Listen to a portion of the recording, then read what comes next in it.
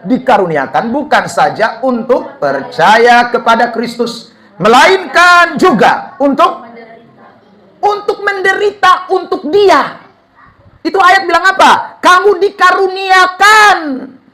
Ya saudara, kata dikaruniakan itu apa? Diberikan.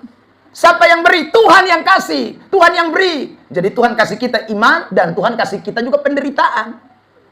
Makanya kalau gereja hari-hari ini merayakan minggu-minggu sengsara, itu bukan hanya untuk mengenang Yesus yang sengsara 2000 tahun yang lalu, tetapi itu sekaligus menjadi teladan bagi kita semua. Bahwa saya ikut Yesus berarti saya terima penderitaan yang sama. Karena Alkitab berkata, kalau guru yang kita sembah itu, kalau Tuhan yang kita sembah itu menderita, masa kita hamba-hambanya tidak menderita? Berarti kita lebih tinggi dari Tuhan kita atau guru kita. Karena saudara yang terkasih dalam Tuhan, guru kita menderita, Tuhan kita menderita, maka kita pun pasti menderita. Sebagai bentuk dari pemberian Allah kepada saudara dan saya. Saudara yang terkasih dalam Tuhan.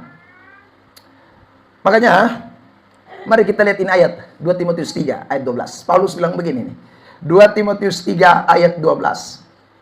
2 Timotius 3 ayat yang ke-12. Ya.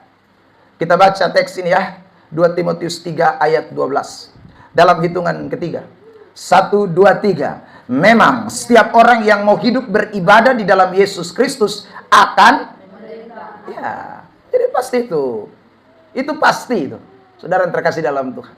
Justru agak aneh kalau saudara jadi orang Kristen tapi saudara tidak mengalami penderitaan di dalam Yesus. Itu tidak mungkin. Karena itu adalah pemberian Allah kepada kita semua.